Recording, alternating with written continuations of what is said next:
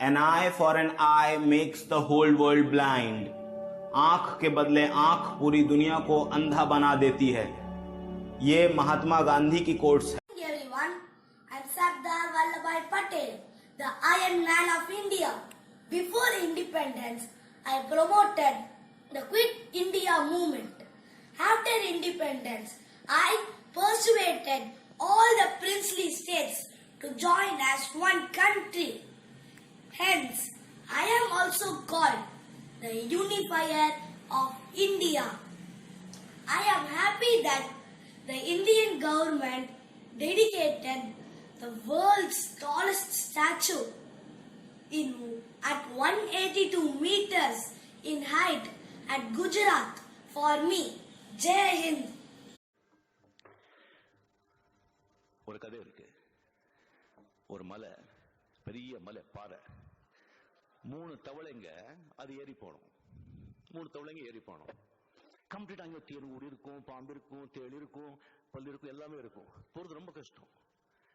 கீழே எல்லா தவளைங்க சொல்றது, போகாத, அவ்வளவுதான், இங்க போவாரு, அங்க மாட்டிக்கிறான் பாரு, அங்க பாம்பு குத்தும் பாரு, இங்க தேன் அடிக்கும் பாரு, இங்க உழுவான் பாரு, அப்படின்னு கத்திட்டே இருக்கு. கீழே ஒரு 500 அடி வச்சுங்களேன். அந்த மலை 100 அடிக்கு போச்சு. ஒரு ஃப்ராக் வந்துருச்சு 100 அடி. இன்னும் ஒரு 300 அடி இன்னொரு ஃப்ராக் விழுந்துருச்சு.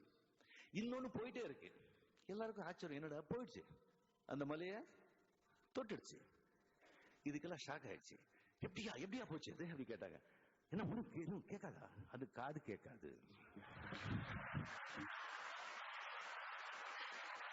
இது அந்த தவளை காது கேட்காது. அப்படிதான் ரஜினிகாந்த் காது கேட்காத தவளை.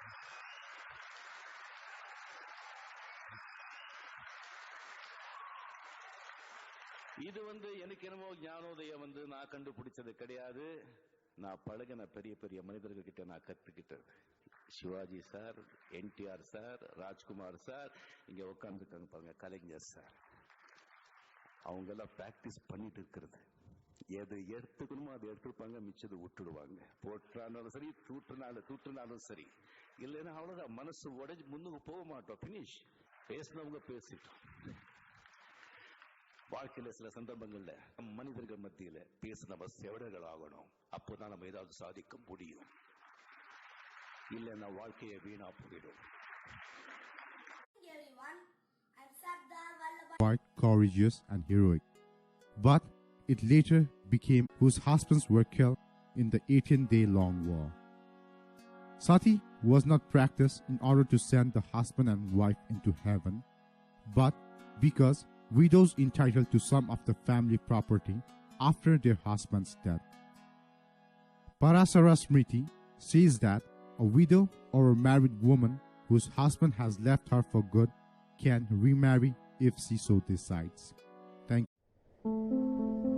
India has been portrayed to be an extremely regressive society when it comes to women rights.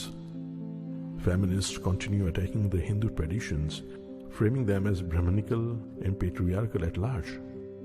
We are shown as a society where women suffer due to ancient dogma that leads to dowry murders and female feticide.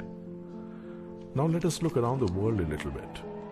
Every other major civilization has had a history of dowry except India. Adrian and Megasthenes, who came to India in 300 BC, have documented a total absence of the dowry system in India. Al-Biruni has observed the same. What our wine-sipping historians skipped telling us is, dowry was never an Indian custom. It was brought to India by the British. Till the late 19th century, while the British were civilizing us, dowry was a common custom back home in Britain. In India, the wealth of women was transferred from mother to daughter as Stridhan. Rural land was generally not tradable. Movable wealth was controlled exclusively by women. Stridhan gave women a high status in society.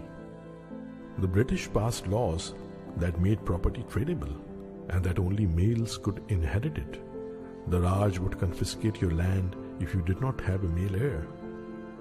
This law made a male child imperative, which our historians chose to blame on backward Hinduism.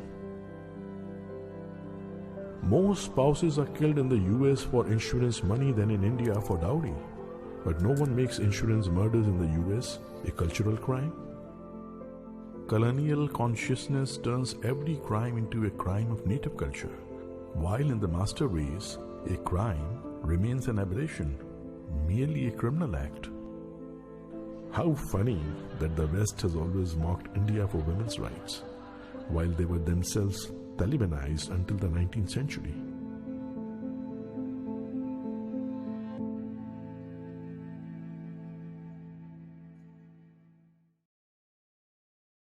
Aisha, a woman of substance, sharp, intelligent, and wise. Aisha, the youngest and the most beloved wife of the Prophet, peace be upon him. Aisha, the mother of the believers. She taught the flag bearers of Islam, gave religious rulings as well as religious advice. Az-Zubair said about Aisha, I never saw anyone more knowledgeable of the Quran, Islamic law, poetry, Arab history, and lineages than Aisha radiallahu anha. Such was her status and honor in the Muslim world. But she was married when she was just 9 years old. How can a person be married at 9? Was Aisha really married at the age of 9? Or was it 12, 18, or 22? Obviously, they didn't have marriage certificates in those days. So how do we know? A thorough research on this topic from the most authentic canonical books of hadith makes it evident that Aisha herself reported that her husband, Prophet Muhammad, peace be upon him, consummated his marriage with her at the age of 9 years. That's still too young. It's vulgar, it's unethical and immoral. How can a prophet of God marry someone that young? What we first have to understand and realize is that this question is emanating from a particular mind, coming from a particular culture, a particular time, and a particular place. The worst enemies of the Prophet, peace be upon him, who smeared him with everything imaginable. They called him a madman, a magician, a soothsayer, an impostor, and so much more. But they couldn't think of his marriage with Aisha as a flaw. Why? It is because cultures and practices vary from place to place and from time to time. This was their tradition, and it was not an anomaly to marry someone that young, not just in Arabia, but all over the world. The reality is that 1,000 years ago, people were marrying at younger ages. Let's have a look at the historical data that we have. Roman law required brides to be at least 12 years old. Saint Augustine married a 10-year-old girl. King Richard II in 1396 married a 7-year-old. Further up in time, in 1791, the Napoleonic Code set the age of consent at 11. In the United States, in the state of Delaware, in 1880, the minimum age for marriage was 7 years old, and in California, it was 10. Before 1929, the Church of England could marry off 12-year-old girls in Britain, and this is not even 1400 years ago. It was the practice of the Arabs to marry off their daughters at a young age. That is, as soon as they reached puberty. Ash-Shafi'i said, in Yemen, I saw many girls aged 9 who had reached puberty. Why are we looking at the tradition from a postmodern lens? Shouldn't we put things in their proper perspectives? The reality is that 1,000 years ago, people matured faster, both physically and emotionally. A 9-year-old of today is not the same as a 9-year-old 1400 years ago. Some 500 years ago, Muhammad al-Fatih, at age 21, conquered Constantinople. Whereas the 21-year-olds in our time are busy playing video games. Rather, it is unethical and immoral to demonize a certain culture from a certain time period just because it does not fit with our postmodern understanding. The marriage of Aisha and Prophet Muhammad, peace be upon him, was infused with compassion and untold moments of romance. He loved her immensely and never shied away from declaring it publicly. He would drink from the side of the glass her lips had touched. He would eat from the same spot she ate from. If she was a victim of a gruesome act for 9 years, wouldn't she be dysfunctional, disoriented, and mentally scarred? Would she have been able to narrate the volumes of ahadith that she did? Would she have been able to teach the scores of students under her? And most of all, would she defend her husband, the beloved Prophet Muhammad, peace be upon him, with such severity when his enemies cursed him? Today, This is a marriage which many choose to slander and abject. But have you acquainted yourself with the truth? ప్రత్యక్షంగా కానీ పరోక్షంగా కానీ సహాయపడిన వారికి చట్టపరమైన శిక్షలు తప్పవు. స్వలాభం కోసమైనా ఇంకా ఏ ఇతర కారణాల చేతనైనా 18 సంవత్సరాల లోపు ఆడపిల్లలకు అలాగే 21 సంవత్సరాల లోపు మగపిల్లలకు పెళ్లి చేయడం నేరం. బాల్య వివాహాలను నిర్మూలిద్దాం. బాలికల్ని చదివించి నవ్యాంధ్రప్రదేశ్ని నిర్మిద్దాం. दसो फिर नवाब साहब, तुसी केड़ी सजा देना चाहोगे अपने ना दुश्मनां नूं? मैं गोविंद कोलों अपने भरावां दी मौत दा बदला लेना चाहुंदा हां ते ओह मैं जरूर लवांगा, पर मैदान जंग विच ये मेरे गुनाहगार नहीं हन. औरतां ते बच्चियां कोलों बदला नहीं लिया जांदा.